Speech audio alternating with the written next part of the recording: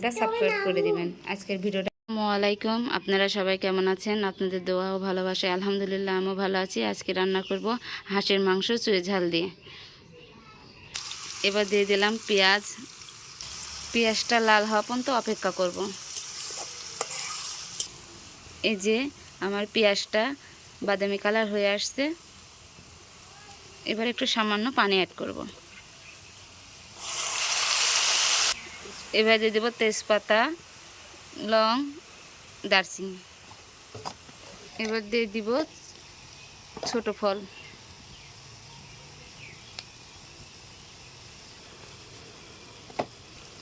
মরিচের গুঁড়া,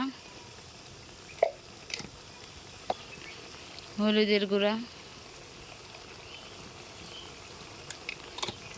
ধনিয়া ও জিরার গুঁড়ো,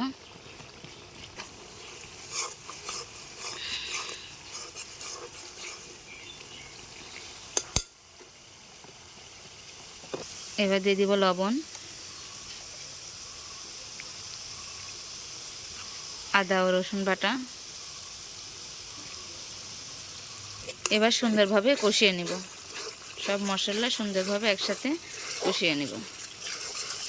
মাংসগুলো কষানো কমপ্লিট হয়ে গেছে। এবার দিয়ে দিচ্ছি হাঁসের মাংস। এবার সুন্দরভাবে মশলার সাথে মাংসগুলা কষিয়ে নিব।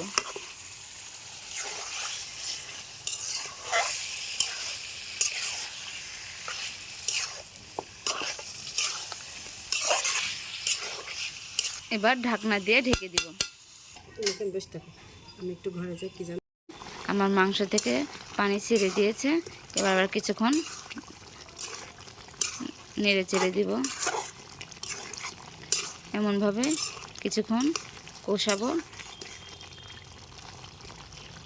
যে আবার 10 মিনিট পর ফিরে আসলাম ঢাকনাটা উঠিয়ে। যে এমন করে নেড়ে চেড়ে দিব। কিছুক্ষণ পর পর ঢাকনাটা উঠে এমন করে নেড়ে চেড়ে দেবো। হাঁসের মাংস হতে একটু সময় লাগে।